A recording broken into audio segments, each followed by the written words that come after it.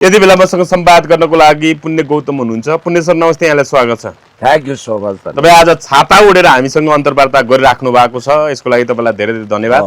यो वर्षातले गर्दा आजको इन्टरभ्यू नि छाते इन्टरभ्यू गराइदियो। हजुर, अब हर्क साम्बाङले केही घण्टा अगाडि मात्रै स्ट्याटस लेख्नु भएको छ, बालेनजी सफल बन्न चाहन्छन् भने सबै सल्लाहकार हटाएर मेरो मार्ग निर्देशनमा हिँड्नुपर्छ, बरु म सल्लाह दिन्छु तिमीलाई भनेर स्पष्ट सन्देश उहाँले दिनुभएको छ।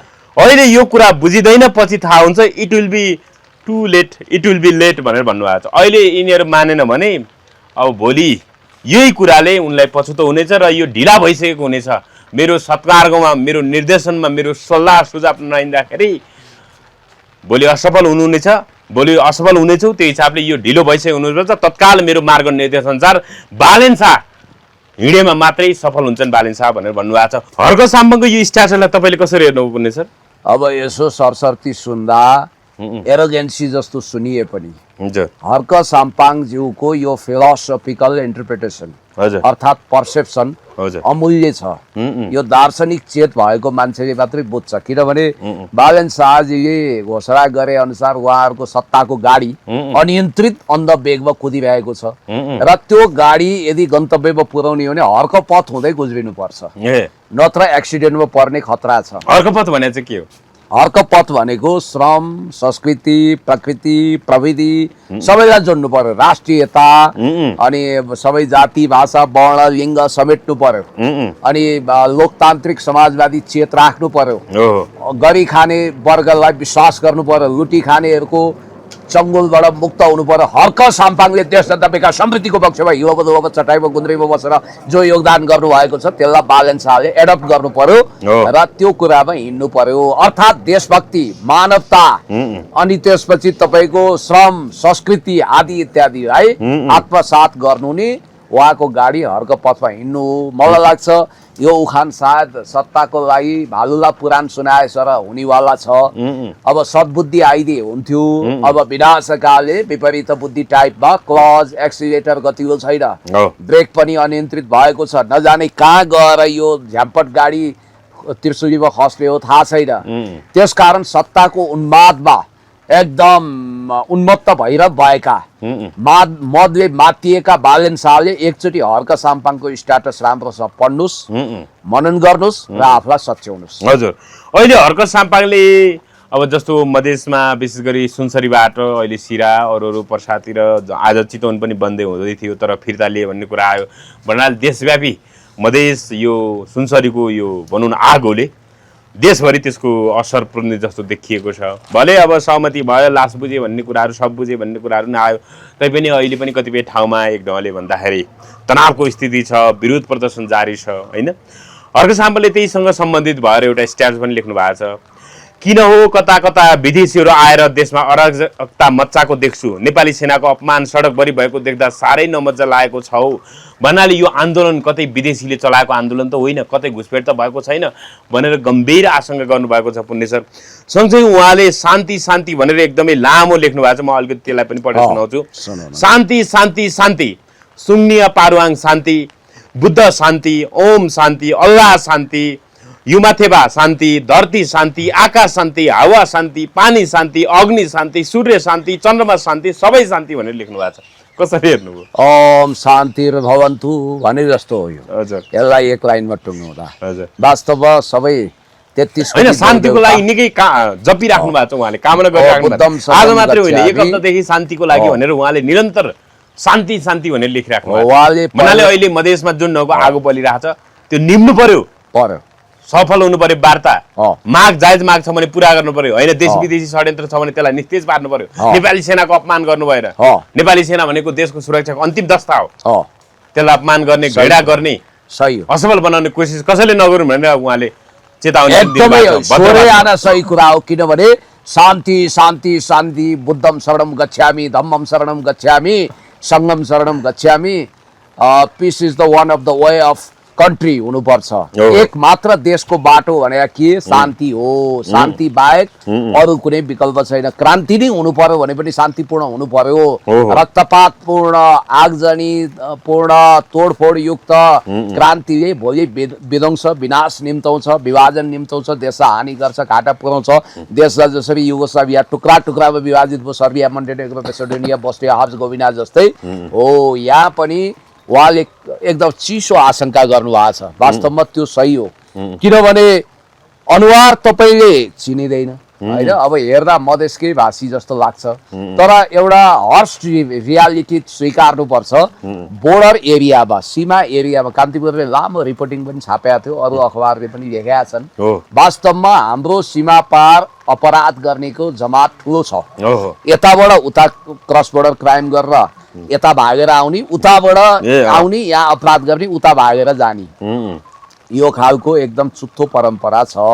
तपाईँलाई मैले भनिहालौँ कि अहिले के आशंका गरिँदैछ भने हाम्रो नागरिकता पोलिसी अति खुकुलो भएपछि सिमानामा बस्नेहरू सबै भनिनँ मैले, देशभक्त नेपाली दाजुभाइ दिदीबहिनीलाई म सल्युट गर्छु, तर नव आगन्तुक नागरिकहरू अर्थात् दुवै देशको नागरिकता बोक्ने लाखौँ छन्, लाखौँ, हजार होइन, 100 होइन, लाखौँ लाख, 10औं लाख होला अहिले पूर्व मेचीदेखि पश्चिम कालीसम्म। भनेपछि तिनीले के गर्छन् भने तिनीहरूको नागरिकता दुवै देशको छ, खल्तीमा दुवै देशको नागरिकता च्याप्छन्। अनि नागरिकता भएपछि निर्वाचन कार्ड पनि छ, यताको चुनाव भयो उताबाट पनि आउँछन्, अनि उता चुनाव भयो यताबाट पनि जान्छन्, रोटी बेटीको सम्बन्ध। अनि यहाँ के छ भने खास गरी बिहारमा मोदीको ठुलो शिरदर्द छ। अहिले मोदीलाई टेन्सन छ, हेडाक छ। हिजो लक्की विष्टले पनि बोलिरहेको थियो त्यो कुराहरू। त टेन्सन के छ भने नेपालको यो रासोपा भने जस्तै, जेनजी भने जस्तै कक्रोच जन्मियो त्यहाँ, बिहार र युपीमा त्यसले सर्रक्कै प्रभाव पार्ला भनेर उसले विकास गरेका छैन। अब धर्मको कार्ड खेल्यो, धार्मिक कार्ड खेलेपछि त के भयो भने अब मान्छेलाई सेन्टिमेन्ट भयो, धर्मको मसिहा को त भन्दा मोदी, ओ हमारा मोदी, हर हर मोदी, घर घर मोदी भनेको छ। अब मुसलमान विरुद्धको हिन्दूको मसिहा राम अवतार भनेर उनीहरूले मोदी भन्छन्, र त्यही कारण नेपालको मतदाताले उता असर पारोस् भनेर यो सुनियोजित रूपमा गरेको। दोस्रो, नेपालमा विदेशी सेना ल्याउने प्रपञ्च छ। नेपालमा माइनोरिटी मुसलमान र क्रिस्चियनमाथि दमन भयो भनेर संयुक्त राष्ट्र सङ्घ अन्तर्गत शान्ति मिसनको नाउँमा अमेरिकी सेना, बहुराष्ट्रिय सेना घुसाउने प्रपञ्च र प्लान छ। अर्कोतिर चाहिँ पार्टी स्थापनादेखि नै काम गर्ने एकजना भाइ हुनुहुन्छ छोटे पठान, उहाँको नाम तपाईँले सुन्नु भएको छ होइन, भेट्नु पनि भएको छ होइन। रुबिना खातुनले त एक ढङ्गले भन्दाखेरि रोएर माफी नै मागिसक्यो नि पुण्य सर, अब उनलाई खेद्नु जरुरी छ होइन होइन। तर माफी मागे पनि त दीर्घकालीन असर हुने कुरा बोलेका छिन् नि त। माफीले मात्रै, म पनि उनको विरुद्ध छैन, तर कुरा चाहिँ के हुन्छ भने फेरि तपाईँको त्यसले पार्टीलाई कति घाटा गर्छ भन्ने उनको समाजसेवाको कुराहरू पनि विगतमा एक ढङ्गले आइराखेका थियो। हो, अब हेर्नु त यो बिचरा छोटे पठान भाइलाई के बोलिरहेछन्। यहाँ एकजना तामाङ भाइ नै रहेछन्, श्रम संस्कृति पार्टीमा लागेका छोटे पठान भन्ने मान्छेको यदि तपाईँले सक्कली नागरिकताको नाम तपाईँहरूसँग छ भने प्रश्न गर्नुहोस् भनेर यो तामाङ भाइले, यिनको नाम रहेछ श्याम लामा। यो श्रम संस्कृति पार्टीमा लागेको छोटे पठान भन्ने व्यक्ति छ नि साथीहरू, यो त 12 वर्ष जेल बसेर निक्लेको रहेछन्। यो त अभाव पनि हुन्छ त पार्टीमा छिरेको के हुन्छ यार, नेट नचले अलि नजिक ल्याउनु न थियो मोबाइल। 12 वर्ष जेल बसेर साथीहरू, यो भर्खरै जेलबाट छोटे पठान। श्रम संस्कृति पार्टीको मान्छेलाई कसैलाई पनि थाहा छ भने हामीले लिङ्क पठाइदिनु भरे, नत्र तपाईँले बजार जस्तो गरेर गरौँ। यही हो कुरो। अब उसले अरू लामो छ, यसमा के भनेको छ भने यो भिडियोहरूमा एकजना मान्छेको चाहिँ 2 बित्ता छाती चिरेर अब त्यो सिद्ध्याएको आदि इत्यादि भनेर भनेका छन्। 12 वर्ष भन्ने बित्तिकै 12 वर्ष जेल पर्ने त हत्यारा नि हुन्छ, अरूलाई त कि ड्रगिस्ट हुन्छ। अब उनले त्यही भनेको छ होइन, ड्रगिस्ट छोटे पठानको विषयमा फेरि अर्को अनुसन्धान अब यिनीहरूले यसरी ऊ गरेका छन्, सनसनी फैलाएका छन्। एउटा कुरो चाहिँ हर्क साम्पाङज्यूलाई म के भन्छु भने छोटे पठान भाइको इमान्दारितामा मलाई शङ्का छैन अहिले उनी राष्ट्रलाई माया गर्छन् तर यो यिनीहरूले के अहिले भ्रम फैलाउन खोज्यो भने हिंसात्मक पृष्ठभूमिको छोटे पठान र रविना खातुनहरू मिलेर हर्क साम्पाङलाई फसाउँदैछन् यिनीहरूको आशय चाहिँ त्यो छ हर्क साम्पाङ आधारभूत रूपमा सिधै इमान्दार मान्छे हुन् देशप्रति तर उनका मान्छेहरू चाहिँ यसो गर्दैछन् उनीहरू हिंसात्मक वृत्तिका छन् उनीहरूले हिंसा फैलाए भनेर यसरी यिनीहरूले अफवाहपूर्ण समाचार फैलाएको हुनाले म हर्क साम्पाङलाई के भन्छु भने कुनै व्यक्तिलाई तपाईँले लिडरसिपमा लिनुहुन्छ भने कमसेकम सेन्ट्रल लिडरसिपमा त्यसको बायोडाटा मगाउनुहोस् र क्रस चेक गर्नुहोस् तपाईँको पार्टी त स्वस्थ मान्छेहरूले भरिभरा हुनुपर्छ नि त्यसको 3 पुस्ते मगाउनुहोस् गाउँमा त्यो के थियो त्यसको वरिपरिका छिमेकीहरू के भन्छन् एउटा इन्टेलिजेन्स टोली नि आन्तरिक रूपमा खटाएर क्रस चेक गरेर मात्रै पार्टीमा जिम्मेवारी दिनु होला नभए जो जस्तो मान्छे पनि जसरी पनि आइदिन सक्छ यहाँ त्यसकारण त्यसले भोलि पुर्याउने पार्टीलाई क्षति अपरम्पार हुन्छ त्यही भएर म भन्छु चाहे पदाधिकारी चाहे सेन्ट्रल कमिटी चाहे जिल्लाको अध्यक्षसम्म तल जिल्ला कमिटी सदस्य आदि इत्यादिको त कुरा छोडौँ अब यहाँ रविना खातुनमा पनि धेरैले केन्द्रीय सदस्य भनिरहेछन् अब उनले चाहिँ प्रष्ट रूपमा फेरि एकदमै कठोर शब्द मुवाला शब्द नि यहाँ हामी भिडियो पनि सुनाउन सक्दैनौँ हिन्दूलाई हामी मूलवासी र मुसलमान भयो भने हिन्दूलाई यो गर्छौँ हामी खेद्छौँ सिद्धाइदिन्छौँ भने रहेछ त्यस्तो भन्ने मान्छेलाई सदस्य राख्न मिल्छ कि मिल्दैन भन्ने कुरा हो नि त हृदय आएर मात्रै हुँदैन हर्क साम्पाङले यस्ता मान्छेहरूलाई के कसरी होइन डिल गर्ने भन्ने कुरा विचार पुर्याउनु पर्यो अब एकदम पुर्याउनु पर्छ यसले के भने हामी त उहाँको शुभचिन्तक पार्टीलाई डबल क्षति पुर्याउँछ के एउटा इमेजलाई एकदम डाउन गर्छ दोस्रो यस्ता मान्छेहरूले जे पनि भनिदिन सक्छन् जे पनि गर्न सक्छन् जस्तो भोलि प्रमाणित भयो भने कसैको बारेमा त्यसले त पार्टीलाई क्षति पुग्छ नि हो हिजो अब तपाईँको हाम्रो लामाजी उपाध्यक्ष लामाजीलाई लगेर बम काण्डमा जोडेर त्यत्रो बदनाम गरिदियो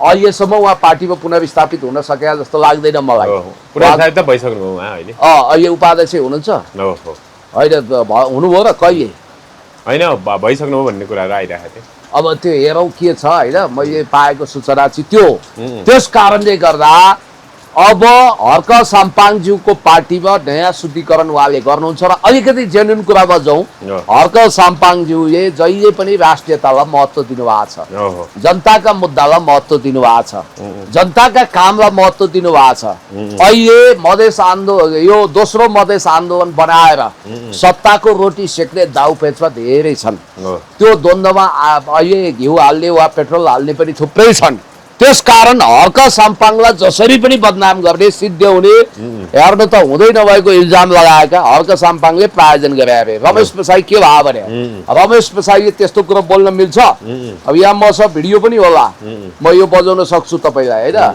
अब हेर्नुहोस् हर्क साम्पाङको नाम खराब गरेर अब यो के बोलिरहेछन् के गरिरहेछन् यो तपाईँलाई पनि जानकारी छ अब यहाँ अलिकति म यहाँ पनि देखाइदिन्छु तपाईँलाई सामाजिक सञ्जालमा आएर हामी फलानो जाग्यौँ भने तिमीहरूको के हुन्छ भन्ने जस्ता अभिव्यक्तिहरू दिएको मैले सुनेको छु तपाईँहरूले पनि सुन्नुभएकै होला बरा क्षेत्र आउने बाटो त यही होला नि भन्ने जस्ता अभिव्यक्तिहरू होइन यस्ता चिजहरूले चाहिँ यो सामाजिक विद्वेषलाई थप भड्काउने काम गर्छन् त्यसकारण यस्ताको पछि लाग्नु हुँदैन अब तपाईँको प्रश्नको सन्दर्भमा सरकार कुम्भकर्ण निद्रामा छैन अब सुन्नु यी प्रसाईहरू के भएको अहिले दुर्गा प्रसाईको कुरा गर्नै बाँकी छ मैले रविन्द्र मिश्रको अहिले एकछिनपछि प्रसङ्ग ल्याउनै बाँकी छ यो एक भाइ प्रसाई यी भाइ प्रसाईले के भन्दैछन् भने हर्क साम्पाङले हिंसा भड्काए त्यो भने हर्क साम्पाङलाई त हो उहाँले भने हो नि ओपन सेक्रेट हो नि बरा क्षेत्रको कुरा माथि पिण्डेश्वरको मुकुङुङ भनिने पाथिभरा माताको रुट बोलबम जानु पर्ला भनेर भनेको त हर्क साम्पाङले हो हामी पनि मार्शल रेसका सन्तान हौँ जनकपुरमा हामीलाई रक्तपात गर्ने योजना थियो त्यस्तो सफल भइरह्यो भए हामी चुप आएर बस्थ्यौँ होइन उहाँले त भने दुई पक्षबीच भिडन्त हुन सक्छ तर हामी चाहदैनौँ ओ एक्ज्याक्टली उहाँले भनेको कुरालाई आधा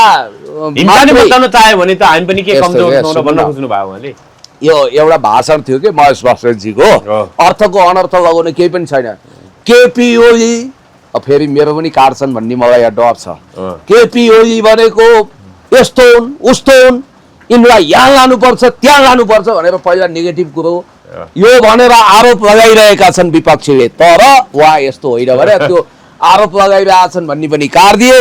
मात्र महेश बस्नेतजीको अभिव्यक्ति बनाएर भिडियो पोस्ट गरेका थिए। केपी ओली त ज्यादै चतुर हुनुहुन्छ, उहाँले क्रस चेक नगरे भए अस्तिको महाधिवेशनमा उहाँको तपाईँको पोजिसन खराब हुन्थ्यो। हेर्नुहोस् है, भिडियो भने यस्तो हुन्छ।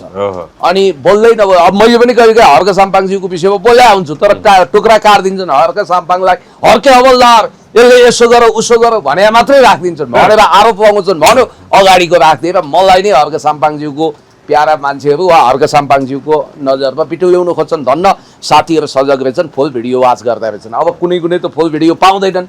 मैले भन्न खोजेँ तरले सबै काट्छ के इफ एन्ड बटको कुरा यति पनि थाहा छैन। खुब प्रतीकको कुरा गर्थे त रमेश प्रसाई। सत्य बोल्नुहोस् रमेश प्रसाईजी, छातीमा हात राखेर बोल्नुहोस् रमेश प्रसाईजी। आफूलाई प्रखर वक्ता सोच्ने रमेश प्रसाईजी, झुटको खेती नगर्नुहोस्, किनभने उहाँले भन्नुभएको छ यसो हुन सक्छ, हामीले पनि यो चाह्यौँ भने यो हुन्छ।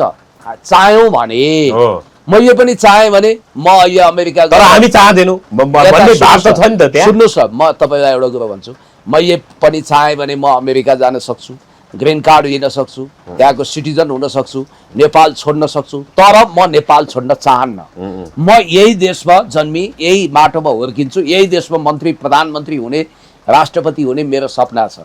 अब यो पछाडिको सबै हटाइदिएर अगाडिको सुनाइदिनु त पुण्य गौतमले देश छोड्ने हो भन्न मिल्यो नि। हो, यस्ता अर्ध सत्यको झुटको खेती गरेर नबस्नुहोस्। उहाँले भने के हो भने यो हुन सक्छ, त्यो हुन सक्छ, आवेशमा यसो गर्न पनि सकिन्छ, तर हामी त्यो गर्दैनौँ। किनभने हामी पसिना बगाउने पक्षमा छौँ, हामी रगत बगाउने पक्षमा छैनौँ, हामी लडाइँको उहाँले सयौं थुङ्गा फुलका हामी एउटै माला नेपाली, सार्वभौमै फैलिएको मेची महाकाली टाइपले हामी सबै जाति जनजाति भाषावाला एक हौँ। हामी नेपाली हौँ। We are all human being as well, we are all Nepalese पिपुलको भावना र विचारले गाइडेड हौँ भने अब अहिले लगेर त्यो अझ कतिले त त्यो बोलबममा मात्रै काटेर हालेर ल यो कामै यसैको रविना खातुन र तपाईँको के अरे यो छोटे पठानहरूको योजना हो, त्यहाँ सबै यिनीहरूले सर्वनाश गरे, यिनीहरूले घुसपैठ गरेको हामी सब प्रमाण छ भन्दै नक्कली प्रमाण लिएर पनि हिँडेका छन्। ए बाबा भन्नेले त दुर्गा प्रसाईले पनि भने नि, होइन दुर्गा प्रसाईको विषयमा पनि लेख्नु भएको छ कि उहाँले, दुर्गा प्रसाईजी डट डट डट जथाभावी नबोल्नु होला, दङ्गा भड्काउने अभिव्यक्ति दिनुहुन्न भनेर उहाँले दुर्गा प्रसाईलाई शालीन भाषामा तर खरो चेतावनी दिनुभएको छ। सोरेआना सही कुरा हो। म हेर्नुहोस् हचुवा होइन, दुर्गा प्रसाई भन्ने मान्छे त यो यहाँभन्दा बाइक उता इन्डियामा चाहिँ 50-60 हजारमा पाइन्छ, बरु यो देशलाई भारतमा मिलाइदियो भन्ने मान्छे पनि होइन। हामीले किन उ गर्नु पर्यो, भारतमा बरु मिसाइदिउँ भनेर ऋषि धवलाको प्रोग्राम। दुर्गा प्रसाईले त नेपालको बारेमा बोल्ने अधिकार पनि छैन भन्ने हो होइन र, किनभने उनी भारतीय बन्न चाहन्छन्। उनले त्यो भने रहेछ माल सामान इन्डियामा सस्तो पाइन्छ, त्यसकारण उता लगेर बोलाइदिउँ। हो, त्यही कुरो मैले खण्डन गर्दा त म माथि कत्रो एट्याक भयो तपाईँलाई थाहा छँदैछ। त्यही कुरोको भिडियो प्रमाण देखाउँदा। अर्को कुरो, आफूलाई दुर्गा प्रसाईको कार्यकर्ता दाबी गर्ने, कानमा कुण्डल लगाएर पछाडि चुल्ठो बाट्ने एकजना क्षेत्री थरका भाइ हुनुहुँदो रहेछ। उहाँको स्पष्ट रूपमा आरएनहरूलाई त्यहाँ खेद्ने उहाँ नै हो र उहाँले चाहिँ म यति गोलीगट्ठा किन्न सक्छु, यो गर्न सक्छु, म यो खर्च गरेर त्यहाँ जति पनि मान्छे सिद्ध्याइदिन सक्छु भने रहेछ। त्यसको चाहिँ अनुसन्धान हुने कि नहुने, धरान र खरानी बनाउँछु हर्के भनेको क्रिस्चियन हो भन्नेहरू को संलग्नता कुन हदसम्म छ त्यसको अध्ययन गर्ने कि नगर्ने। दुर्गा प्रसाईजी तपाईँलाई पनि म भन्न चाहन्छु, नेपालीहरू एकअर्कामा पानी र माछाको सम्बन्ध बनाएर बसेका छन्। यहाँ वर्षौँदेखि मुस्लिमहरू, क्रिस्चियनहरू पनि छन्, यहाँ मुस्लिम पनि छन्, किराँत धर्मावलम्बी त त्यत्तिकै छन्। यहाँको सामाजिक साम्प्रदायिक सद्भाव तरवारको धारमाथि उभिया छ। The class of civilization and remaking of old order, Samuel P हन्टिङटनको यो ग्रन्थ भोकेकाहरूले जाति सभ्यताको द्वन्द्व गराएर रुवान्डामा 1994 हुटु र तुट्सीको द्वन्द्व गराएर लाखौं मान्छे मारे जस्तै। धन्न त्यहाँ त पल कागमे थिए, त्यो देशलाई सम्हाले होइन। अब तर यहाँ पनि त्यस्तै खालको लडाइँ गर्नको लागि काट्रो चिनो मचाउन होइन। दुर्गा प्रसाई जे पाए त्यही बोल्छन्, यिनी अराजक त अराजकै हुन् कि के हो बोल्ने सर? बोल्दैछन्। उनले त अहिले सत्ताधारीलाई पनि छोडेका छैनन्, यो सबै गरेकै यिनीहरूले हो भन्छन्, के भन्छन्। हेर्नु कहिलेकाहीँ मेरो घरमा एउटा घडी छ, अहिले ब्याट्री फेरेको छैन, मैले फेर्नु पर्दा भन्नु जहिले बिर्सिन्छु, त्यो बिग्रिराखेको छ, त्यसले दुईचोटि सही समय दिन्छ के। यो 12 बजे म घर रोकिया छ, दिउँसो 12 बजे ठ्याक्कै सही समय दिन्छ, रातिको 12 बजे राति चाहिँ म सुतिसक्छु, दिउँसोको 12 बजे कहिलेकाहीँ घडी हेर्छु ठिक समय दिया हुँदो रहेछ, अनि मलाई भ्रम हुँदो रहेछ, होइन घडी त ब्याट्री हाल्या रहेछ क्या अरे भनेर आउँछु, भरे गएर हेर्छु, यहाँबाट 6 बजे जान्छु, 12 बजे हुन्छ भनेपछि बिग्रिएको घडीले पनि जसरी दुईचोटि सही समय दिन्छ, त्यसै गरी दुर्गा प्रसादले पनि कहिलेकाहीँ सही कुरा बोल्छन्, बाइ द वे बोलेका छन्, त्यो बेग्लै कुरा हो। तर यहाँनिर के छ भने हर्क साम्पाङज्यूलाई कता कताबाट उहाँले त भन्नुभएको थियो नि त, कुकुरल्यान्ड बनाउन खोजेका छन्, क्रिस्चियन राज्य पूर्वमा जातीय लडाइँ गर्न खोजेका छन्, म्यानमारदेखि अब इन्डियासम्मका भूभागहरू बनाएर वेस्टर्न पार्टीको बारेमा पनि अन्टसन्ट बोलेको थियो त्यो चिकन नेक वाला कन्सेप्टको कन्स्पिरेसी थ्योरी उनले प्लान्ट गरेका थिए। अब यसरी हरेकमा शङ्का गरेर हुन्छ, उहाँले सुम्निमा पारगाङ भन्यो कि राईको गन्ध आइहाल्ने, ल सुन्नुहोस्, हामीले भगवान श्री पशुपतिनाथ भन्नासाथ बाहुनको गन्ध आउने हो त, यो के हो कुरा क्या? आफ्नो सभ्यता संस्कृतिलाई माया गर्न नपाउने यो कस्तो राणा शासन हो? यो एक धर्म एक जाति एक भाषा एक सभ्यता भए देश हो, यो मल्टिकल्चरल देश होइन। संविधानले इन्स्योर गरेको छ त, यहाँ अब उधौली उभौली सोनाम लोसार अन्य लोसारहरू माघी सबै मनाइन्छ त, सबैको पर्वको महत्त्व छ, त्यसकारण हैन यो देश त सबैको साझा फुलबारी हो नि त, सबैको हो नि, माइनोरिटीको पनि हो मेजोरिटीको पनि हो, सबैको हो यो देश, यो धरती हामी सबै, हामी मात्रै होइन चराचर जगतको हो। अलिकति मैले तपाईँलाई फिलोसोफिकल कुरा गरेँ, यो हिन्ट्स पाउनु भने हर्क साम्पाङले निबन्धै बनाउनुहुन्छ फेरि। तपाईँ याद गर्नु, यो मान्छे भन्ने चिज चाहिँ दुनियाँमा सबभन्दा स्वार्थी र दुष्ट हो क्या। एउटा निरीह पाठो तपाईँले बजारबाट किनेर ल्याउनुहुन्छ, वा त्यो पाठो तपाईँको घरमा जन्मियो, त्यसको माउ कहाँ गइन्, अब बच्चालाई थाहा हुँदैन, दुध खाइन्जेल माउ चिन्छ, त्यसपछि माउ पनि कालान्तरमा उनको मृत्यु होला अथवा उनलाई मान्छे निष्ठुरी छन् त्यही माउ काटेर खान्छन् होइन, त्यस्ता छन्। अब त्यो जुन उसको बुवाको त ठेगान हुँदैन नि, यो कुरा ध्यान दिएर सुन्नुहोस्, उसको पिताको ठेगान हुँदैन त्यो पाठो वा पाठीको, किनभने अब त्यो बिहा गरेर जन्माएको भए पो होइन। अब तपाईँको बच्चा सरह तपाईँको काखमा हुर्किन्छ के, त्यो मने मने म्या भनेर उफ्रिँदै आउँछ, तपाईँको बच्चा जस्तो हुन्छ, त्यो माया गर्नुहुन्छ, रहर लाग्दो पाठो हुन्छ, लाम्काने हुन्छ, हुर्किँदै हुर्किँदै जान्छ। दुष्ट मान्छेको मुख हरदम रसाउँछ, यो दसैँमा यो कति किलोको होला, ल हेर्नु त्यो कस्तो घातक मान्छे, आफ्नो सन्तान सरह पालेको छ, एउटा चल्लोलाई पनि त्यसै गरी हुर्काएको हुन्छ, त्यो एउटा सन्तान जस्तो हुन्छ, लुटुपुटु हुन्छ। एउटा खसी हेर्नुहोस्, के अरे बोका हेर्नुहोस्, खसी हेर्नुहोस्, भरे च्वाट काटेर खान्छ। भनेपछि यो मान्छे जस्तो दुष्ट धरतीमा कोही छ हो, या कानुन छैन र पो मान्छे फसेन, त्योभन्दा दुष्टता त्योभन्दा अपराध केही हुन्छ जनक सर।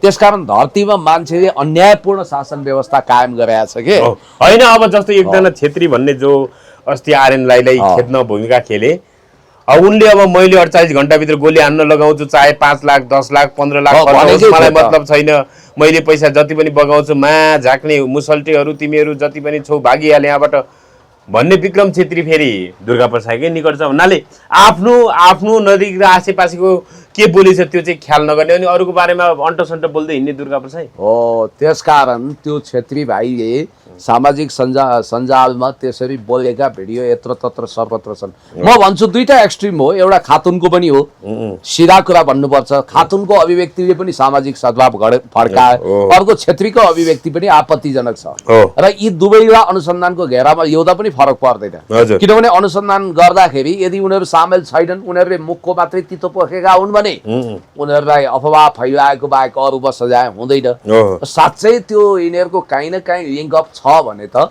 कारबाहीको दायरा त तान्नु पर्छ। अर्को कुरो सत्ता पक्षलाई पनि त शङ्का गरेका छन्, कतिले बेनिफिट अफ डाउट। अब जस्तो हर्क साम्पाङले अब जस्तो रबिना खातुनलाई चिन्दिन भनिराख्दाखेरि भीमप्रसाद उपाध्याय पूर्व सचिवले फेरि के लेखेछन् भने काठमाडौँ आउँदा डेरा बस्ने खर्च मिलाउने आफ्नै स्पोन्सर हुकुमवासी इन्द्र चामलिङ राईलाई पनि चिन्दिन भने गत हप्ता जनकपुरमा सबै कार्यक्रम व्यवस्था गर्ने आफ्नै पार्टीका नेता रबिना खातुनलाई पनि चिन्दिन रे, बिचरा कसैलाई चिन्दैनन्, गाई खाने आर्यनलाई पनि नचिनी महासचिव बनाएका रहेछन्, हन माटेले देशमा भयभरका ग्वाजेहरू बटुलेर राजनीति गर्छन् कि के हो मा मात्र गर्ने छन् त भनेर उहाँले लेख्नु भएको छ। होइन यो महाशयलाई चाहिँ हर्क साम्पाङज्यू र श्रम संस्कृतिसँग के प्रब्लम रहेछ, यिनको के खाइदिया रहेछ, यिनको जौबारी फाँडे कि यिनको कर्कलबारी फाँडे कि यिनलाई के चाहिँ गरेछन्, यिनलाई मुद्दा लगाएको पनि श्रम संस्कृति होइन, यिनको मुद्दा छिन्ने पनि होइन, यिनको बारेमा नकारात्मक बयान दिन साक्षीको रूपमा पनि गएको छैनन्।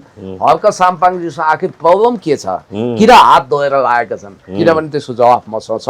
हर्क साम्पाङ देशभक्त हुनुहुन्छ, इमान्दार हुनुहुन्छ र उहाँ चाहिँ कहीँ न कहीँ रासपाको उत्थान चाहने र हर्क साम्पाङको सिधा वैचारिक लडाइँ रासपासँग हुनाले हर्क साम्पाङलाई नखुइयाइकन नभुत्याइकन राष्ट्रियताको रङ नखोलिने भयो, संस्कृतिको आधार जग नभत्किने भयो। त्यसकारण हर्क साम्पाङ अहिले मदन भण्डारी एउटा क्रेज लिएर अगाडि आएको हुनाले हर्क साम्पाङज्यूलाई हिलो छ्याप्ने बदनाम गर्ने कुरामा घोडा दसैँमा लागेको बुझिन्छ।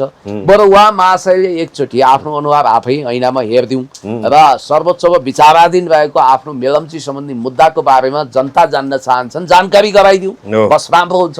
अर्को कुरो चिन्नी भने दुईटा कुरा हुन्छ क्या, यो पहिला पहिला कवि श्रवण मुकारुङ राईले भन्नुहुन्थ्यो राजा चिनाई भन्नुहुन्थ्यो। राजा चिनाई भने के भने राजा वीरेन्द्रलाई मैले चिनेको थिएँ, वीरेन्द्रले मलाई चिन्नुहुन्न थियो क्या, त्यो चिनाई भने चाहिँ राजा चिनाई हो। अब हो म्यानेजमेन्ट गर्ने एउटा टिम थियो, त्यो टिमभित्र यिनी पनि दाई नमस्कार है म फलाना भनेर फोटो खिच्ने उ गर्ने। अब मसँग दिनमा यहाँ दर्जनौले फोटो खिच्छन्, अब कसैले हालिदिएला, कोही काण्डमै केसमै पर्लान्, अनि मैले चिनिया हुन्छु त, मैले सबको जिम्मेवारी उठाएर हिँड्छु। ऊ हाम्रो त्यो आइजी साहबसँग त त्यो नेपाली ब्रोले फोटो नै खिचे आइरहेको थियो त भाइरल, अनि आइजी साहबसँग के सम्बन्ध जोडिया नसा जोडिया छैन नि, यस्तो बेवकुफ कुरा गरेर हुन्छ। उनी साधारण सदस्य हुन्, तर हो यसबाट एउटा लेसन चाहिँ लिन सकिन्छ। कुनै व्यक्तिलाई नेतृत्वमा ल्याउनु अगाडि उसको 3 पुस्ते जन्म कुण्डली कमसेकम पहिल्याउनु पर्छ। इन्द्र चामलिङ राईलाई कत्रो अपराधी बनाएको, इन्द्र चामलिङ राई भनेको त यो देशको व्यापार गरेर खाने शिक्षक पृष्ठभूमिको मान्छे हो।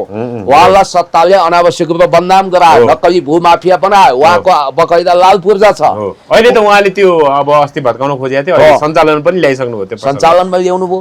त राज्यको निकायमा यिनी सिडिओ हुनु अहिले थोरै जाँचबुझ गरेर हुन्छ नि त, उनको तिरेको रसिद छ, सबै छ त, खाली नक्कली हुकुमबासी भन्दै अफवाह फैलाउने काम बन्द गरौँ। हुन त उहाँको दोषी चस्माले हर्क साम्पाङको ग्रिन टीलाई पनि छ्याङवा बियर देख्दो रहेछ। कुन दिन मलाई पनि यिनले सोसियल मिडियामा लेख्छन्, त्यो एउटा छ कालो चस्मा लगाएर बस्छ, कता कता वन जङ्गल छेउमा इन्टरभ्यू दिँदै हिँड्दो रहेछ, खुब ठुलो कुरो गर्छ। अब हर्क प्रधानमन्त्री भयो भने त्यसैलाई बनाउने होला परराष्ट्र मन्त्री वा उप प्रधानमन्त्री। त्यो गौतम केट हो, दिनभर रातभरि भट्टीमा खाँदो रहेछ, दिउँसभरि दर्शन छाड्छ भनेर भन्न बेर छैन। अब जबकि उनलाई राम्रोसँग के थाहा छ भने उनलाई थाहा छ यो कुरो, म जाँड भाँची चुरोट बिडी खैनी सुपारी पान गाँजा भाङ केही खान्न भन्ने थाहा छ। कुन दिन मलाई पनि यिनले नक्कली जडिया बनाएरै छोड्ने भयो। हो म एउटा कुरामा आपत्ति गर्छु, उनले गाँजालाई प्रमोसन गरिरहँदा उनी गजडी होइनन्। हामी त न्यायिक कुरा बोल्छौँ नि, हामीलाई नर्क खस्नु छैन।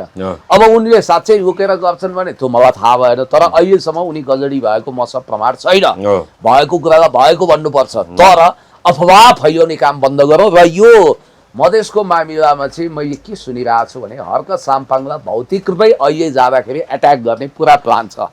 त्यसकारण त्यो रुटबाट तपाईँ अहिले चाहिँ नहिँडिदिनु होला, किनभने तपाईँ एकदम भावुक मान्छे हो, भोलि शान्ति कायम गर्न भनेर जानु होला। हिजो गृहमन्त्रीको असुरक्षा देख्नुभयो तपाईँ, खुद गृहमन्त्री सुरक्षा घेरामा तपाईँको बाल बचेर हिँड्नु परेको थियो, त्यस्तो अवस्था आइसकेको छ। र यहाँनिर के छ भने हिजो अनलाइन खबरले एउटा सनसनीखेज रिपोर्ट पनि निकालेको छ, र तपाईँलाई मैले जानकारी गराउँ कि वास्तवमा भन्ने हो भने सीके राउत प्रवृत्तिलाई यो सत्ताले किन महत्त्व दिएको छ क्या।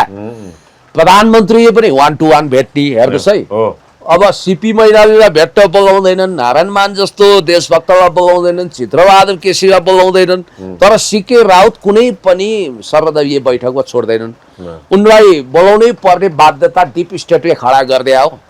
अब महाधिवेशनमा पनि महत्त्वका साथ बोलाए। देशको प्रधानमन्त्री जे भए नि मेरा हजार असहमति छ बालेन शाहज्यूप्रति, तर उनी त प्रधानमन्त्री हुन् नि, हो मधेसका बन्दा भन्छन्। के को मधेसको बन्दा भने के हो? बन्दा भने बन्दाकोपी हो, काउली हो, बन्दा। नेपाली भाषा बोल्न आउँदैन, नेपाली पो बोल्नु पर्यो। मधेसका बन्दा हिन्दी हो, यो इन्डिया हो, बिहार हो, युपी हो। घरको भाषा तपाईँ बाहिर प्रयोग गर्नुहुन्छ। त्यसकारण मधेसको बन्दा होइन नेपाली सन्तान भनेर बोल्नुहोस्। पहिलो कुरो मैथिली भाषा होला नि त्यो होइन? अरे कहाँको मैथिली बन्दा सन्दा भने यो टपोरी टाइपको मुम्बईया भाषा हो। मलाई सोध्नुहोस् न अपुनको भन्ने यो बालेन शाहले बोलेको भाषा भन्नुभयो कि कसले? बालेन होइन के तपाईँले सुन्नु भएन? सिके राउतको मधेसका बन्दा भनिरहेछन् त। आफूलाई इन्टेलेक्चुअल भन्छन्, फेरि एकाडेमिक्स भन्छन्, तर मधेसका बन्दा भन्न छोड्दैन। अब पुलिस यहाँनिर अब पख्नु तपाईँलाई रोकी। सिके राउत किन आपत्तिजनक छन् भने उनले अहिले द्वन्द्वको आगोमा घिउ थप्न खोज्दैछन्। मसँग एउटा छोटो लिखितम छ, हिजो अनलाइन खबरले एउटा सनसनीखेज उ गरेको थियो, यहाँ म पढेर सुनाउँछु। युरोपीय वा पश्चिमा देशका मानिस जनाउन फिरङ्गी शब्दको प्रयोग गरिन्छ। राउतले तस्बिरमा देखाएको प्रहरीमा फिरङ्गी भन्न खोजेका छन्। यसको जवाब उनले खुलाएका छैनन्। प्रहरीमा देखाएर, नेपाल प्रहरीमा देखाएर फिरङ्गी भनिरहेछन्। के हो फिरङ्गी भने? उनीहरूको देश, उनीहरूको क्षेत्रमा जानु हुँदैन रे नेपाल प्रहरी, त्यो उनीहरूको हो रे। त्यो घुमन्ते फिरन्ते भने जस्तै होइन? उनले त नेपालले उपनिवेश बनायो। सुगौली सन्धिपछि जबरजस्ती नेपालले मधेस कब्जा गर्यो। यो मध्य देश हो भनेर अनरिप्रेजेन्टेटिभ नेसन्स एन्ड पिपल अर्गनाइजेसन को पाइपलाइनमा मध्य देश चित्रित हुने गरी मधेसमा राखेकै छन्। छुट्टै झण्डा छ। बोस्निया हर्जगोभिना कोसोभो, नेपालको संविधानले राष्ट्रिय अखण्डता विरुद्ध कसरी अभिव्यक्ति दिन्छ भने त्यस्ता नागरिक सुन्नु राजद्रोहको कारबाही सुनेको कुरा के हो सिके राउतलाई राजद्रोहको कारबाही हुँदैन। मैले सुनेको कुरा के हो भने पुण्य गौतमले यस्तो बोल्या रहेछ भनेर सिके राउतको बारेमा महाधिवेशन लगत्तै रवि लामिछानेको पनि नजरमा परेको छ, त्यो बालेन शाहको पनि, किनभने धेरै भाइरल भएको छ। मैले त्यो बेला क्याटेगोरिकली भनेको थिएँ, जसरी बोस्निया हर्जगोभिना कोसोभोलाई यसै गरी युगोस्लाभियाबाट टुक्राउनको लागि युएनपिओ को सदस्य बनाइएको थियो, प्रकारान्तरले त्यो देश टुक्रियो। त्यसै गरी अनरिप्रेजेन्टेटिभ नेसन्स एन्ड पिपल अर्गनाइजेसनमा यो मधेस भन्ने मध्य देश दर्ता गरेर राखेका छ सिके राउत, र उसको मकसद र इरादा नेपाल टुक्राउने हो। उसले नेपाल आमालाई मामु शब्द प्रयोग गर्छ, यो मान्छे घातक छ भनेर बोलेको। यो कुरो रवि लामिछानेको नोटिसमा छ, तै पनि बोलाइरहेछन्। उनले त्यति मात्रै भनेको छैन, त्यति मात्रै होइन, नेपाली सेनाको हतियार तेर्स्याएको भनिएको एआई जेनेरेटेड तस्बिर राख्ने हो। यहाँ नेपाली सेनाले हतियार तेर्स्याएको भनिएको एआई जेनेरेटेड तस्बिर राखेर सिके राउत लेख्छन्। यो कुन फिल्मको सुटिङ हो र? इज्जत र डरै समाप्त हुने गरी यति नजिक भएर आफ्नै जनतासँग कन्फ्रन्टेसनमा आउन कसले सुझाव दिन्छ भन्न सक्दिन। यसै सेनाले आफ्नो उपादेयता साबित गर्ने होइन, उल्टै यस्तै हो भने नेपाली सेना समाप्त हुने मात्रै होइन, यो देशको अस्तित्व समाप्त हुन्छ। खबरदार, नेपाल महान छ, यो देशको अस्तित्व समाप्त गर्छु भन्नेहरू आफै समाप्त हुन्छन्। पहरामा कुइनु ठोकाउने कोसिस नगर्नु। उनले त कतिसम्म भने रहेछन् भने सेनाको औचित्यै छैन। युनिफायर किङ पृथ्वीनारायण शाहको फोटो राखेको उनले स्ट्याटस लेखेर आपत्ति गरेका छन्। किन राखेको भनेर, ए बाबा बिस्मार्क प्रति जर्मन धन्य छ, जर्मनी धन्य छ। अनि त्यसपछि अलेक्जेन्डर दि ग्रेटलाई अहिले पनि तपाईँको इतिहासले सम्मान गर्छ। हजारौं पछि क्रूर राजा मानिएको, क्रूर सम्राट ठानिएको चङ्गेज खानलाई मङ्गोलियाले सलाम गर्छ। नेपालमा राजावादी हुन् कि गणतन्त्रवादी, हर कसैले पृथ्वीनारायण शाहलाई एकीकरणकर्ता महान राजा बडा महाराज सम्झिएका छन्। सिके राउतले त्यो तस्बिर हटाउनु भन्छन्। यो भन्ने आदेश उनलाई कसले दियो? किन हामीले तस्बिर राख्न पाउँदैनौँ बडा महाराज पृथ्वीनारायण शाहको? एउटा कुरो यो भने बापत कतिले भन्नुभन् भोलि राजा आयो भने पुण्य गौतम पनि मन्त्री प्रधानमन्त्री हुने लाइनमा होत्रैसित म मतलब गर्दिनँ, किनभने भन्नेहरूले भन्दै गरौँ, काग कराउँदै गर्छ, पिना सुक्दै गर्छ, कुकुर बोक्दै गर्छ, हात्ती लम्किँदै गर्छ। मेरो लोकतान्त्रिक निष्ठा, लोकतान्त्रिक समाजवादी राष्ट्रिय अखण्डता विरुद्ध त कुनै नागरिकले पनि अभिव्यक्ति दिन पाउँदैन नि। संविधान विपरीतको कार्य हेर्नु। पहिलो कुरो यिनलाई त संविधान विपरीत ए बाबा गणतन्त्र राजतन्त्र भने सिद्धान्तको मुद्दा लाउनु पर्दैन। गणतन्त्र राजतन्त्र भने पोलिटिकल फिलोसफी भन्दा पनि शासकीय स्वरूप हो। माओ सेतुङ आफैले कम्बोडियामा राजतन्त्र स्थापित गर्न मद्दत गरे त। नेपालमा राजा महेन्द्रलाई बलियो बनायो त। माओ भन्दा ठुलो क्रान्तिकारी यहाँ कोही छ? त्यसकारण भू राजनीतिले सिद्धान्त जन्माउँछ, सिद्धान्तले भू राजनीति जन्माउँदैन भनेर मनसुनमा रबर्ट डी कप्लानले ठिकै भनेका छन्। उत्तर कोरिया डीपीआर के डेमोक्रेटिक पिपल्स रिपब्लिक अफ कोरियाको सन्दर्भमा सिके राउत भन्ने मान्छेले हर्क साम्पाङको चिन्ता तपाईले याद गर्नुहोस्, सेनालाई कमजोर बनाउने काम नगरौँ। नेपाली सेना इन्टिग्रेटेड छ, यसलाई बहसमा तान्नु हुँदैन, विवादमा तान्नु हुँदैन। सेना नै रहेन भने त देश त असफल राष्ट्र हुने जान्छ नि। यो अर्को कुरो, यो राज्यलाई सेना परिचालन गर्ने दुर्बुद्धि कसले दियो? सुरुमै हेर्नुस्, आन्दोलनमा 2-4 जना मेसेज के जान्छ? मेसेज के जान्छ भने नेपालको सेना असफल भएको मेसेज दिन खोजिरहेछन्। यसै त जेन्जी आन्दोलनमा यिनीहरूले बदनाम गरे देशभक्त बर्दिवाल नेपाली सेनालाई। तपाईँलाई म के भन्छु भने सेना त झगडा फोर्स हो। भोलि बालेनहरू असफल भएको खण्डमा नयाँ चुनाव भएन भने सेनाले केही समय हो तपाईँको केयरटेकर हुन पनि सक्छ। सत्ता सम्हाल्नु पर्ने हुन सक्छ। हुन सक्दैन, हो क्षणिक अवधिको लागि त्यो रेस्क्यु मिसनमा जानुपर्ने हुन सक्दैन। त्यस कारणले गर्दाखेरि भले अहिले सेनालाई जबरजस्ती विवादमा तानिएर हर्क साम्पाङले त्यही चिन्ता व्यक्त गर्नुभयो हो र नेपाललाई विभाजित गर्न, नेपाललाई कमजोर बनाउन नेपाली तयार छैनन्। तर यो खेल कसले खेलिरहेछ, यो देशलाई कमजोर बनाउने, रोटी सेक्ने द्वन्द्वको आगोमा अब हिजोदेखि राजावादीहरू भाषा घुसुक भए। एकजना कुन चाहिँ के 2-4 जना बाहेक अरू सबै ओहो बालेन शाहले त अब राजतन्त्र नल्याउने रहेछन्, हामी पो ब्रह्म रहेछौँ, कठैबाट हामीलाई यी हामी भनेर आफैले लोप्पा खुवाइरहेछन्। तपाईँलाई म के भन्छु भने बालेन शाहले राजतन्त्र ल्याइदिन्छन्। उनले त राजेन्द्र महतो, रामकुमार शर्मा र हिजो त अमरेश कुमार सिंहसँग पनि भेट भएको छ। 1-to-1 भेट हुँदा सबै मिडियामा आइरहेछ। हिन्दू राष्ट्र र राजतन्त्र धर्मनिरपेक्षताको पक्षमा छैन। यो कुरो त लाटोबुङ्गोहरूले नबुझे, हामीले उहिले बुझेका थियौँ। जुन दिन दुर्गा प्रसाईको आन्दोलनमा तोडफोड भयो भनेर राजालाई बिल भरपाई गर्न नाजायज रूपमा पठाए, त्यो दिनदेखि नै राजाको यी खिलाफमा छन् भन्ने बुझियो।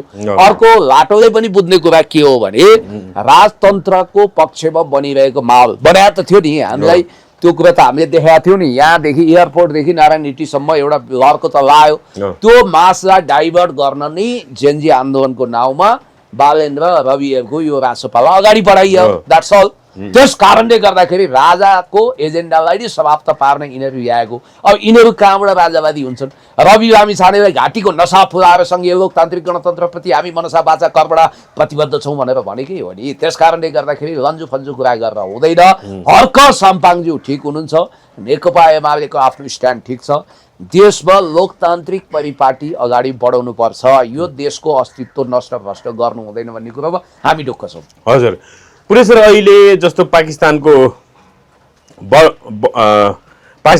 ब्रड पिक हिम पहिरोमा परि चाहिँ अब हामीले निर्मल पूर्जा मगरलाई पनि गुमायो भनेर कम्पनीले भनेको कुराहरू आइरहेछ। अहिलेसम्म 4-5 जनाको मृत्यु भइसक्यो, अझै 6-7 जना हराइरहेको कुरा आइरहेको छ। कसरी हेर्नु भएको छ निर्मल पूर्जाले? भनौँ न पटक पटक होइन, अब कति 5-6 महिनामै 8,000 भन्दा माथिका अब विश्वका अग्ला हिम श्रृङ्खलाहरू चढेर चाहिँ उहाँले एउटा विश्व रेकर्ड बनाइसक्नु भएको थियो।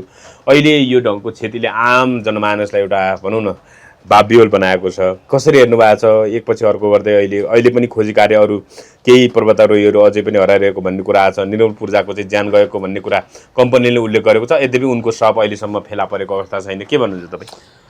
आयो टप्प टिप्यो मिति पुग्यो, टारेर टारिन्न त्यो भने जस्तो निर्मल पूर्जा जस्तो हिमालय पुत्रको इमेज बनाएका दर्जनौं हिमाल चढेर कीर्तिमान कायम गरेको एकजना सच्चा देशभक्त सपूत जसले सगरमाथाको काखमा लुटपुटिनु हो, कञ्चनजङ्घा जानु हो। अब उहाँको भाग्य पनि कस्तो रहेछ, पाकिस्तानको हिमालले उहाँलाई गोदमा लियो, सदाको लागि कहिल्यै नबिउजने गरी चिर निन्द्रामा आफ्नो काखमा सुतायो। हिमालले बोलाएछ, उहाँ त्यही जानुभयो। भनिन्छ जसको मृत्यु शास्त्रमा लेखेको छ हिमालयको काखमा हुन्छ, जसको मृत्यु गङ्गामा हुन्छ, जसको मृत्यु पवित्र धाममा हुन्छ, त्यो सिधै स्वर्गवासी हुन्छ। सायद भगवानलाई उहाँको मिति हिजोसम्म मुकरर रहेछ, उहाँ यो धरतीबाट सदाको लागि विलिन हुनुभएको भन्ने कम्पनीले पुष्टि गरेर लास भेटिया छैन। अब एउटा के हुन सक्छ भने दुर्लभ घटना 1% त हामी आशावादी हुनु पर्यो नि। लास नभेटिँदासम्म सासको आश हुन्छ, यो कुरा ख्याल गरौँ। निर्मल पूर्जा जस्तो देशभक्त सपूत हिमालय पुत्र धरतीमा भेटिउन्, उहाँको जीव ज्यान सही सलामत रहोस्। अब कनकमणि दीक्षित दर्जन एकदमै धेरै दिनसम्म कालीगण्डकीको खोजमा जीवन र मृत्युको बिचमा छटपटाएका थिए, पछि सेनाको हेलिकप्टरले रेस्क्यु गर्यो। त्यस्तै अवस्थामा उनी भेटिउन्, उनलाई सकुशल उद्धार गर्न सकियोस्। तर यो आशा अत्यन्त झिनो छ। अब डेथ कम्पनीले निधन भइसक्यो भनेर कम्पनीले त डेथ डिक्लेयर गर्यो, तर गाह्रो छ यो कुरामा, गाह्रो छ। त्यस कारणले अब गाइडहरूको लास भेटिसक्यो उहाँको नि मृत्यु भयो भन्ने अनुमान होला। अब हाम्रो एकजना विजय घिमिरे भाइ हुनुहुन्थ्यो, शिल्पी समुदायको, दलित समुदायको भाइ, विजय घिमिरे विश्वकर्मा। विश्वकर्मा उहाँ साह्रै नै तपाईँको आँखामा राखे पनि नबिजाउने भाइ, उहाँ पनि सगरमाथा आरोहण गर्ने उहाँलाई क्रममा पनि हिमालले सदाको निम्ति सगरमाथाले आफ्नो काखमा सुतायो। हो। पासाङ याम्बु शेर्पा हेर्नुहोस्, धेरै यस्ता पर्वतारोहीहरू छन्।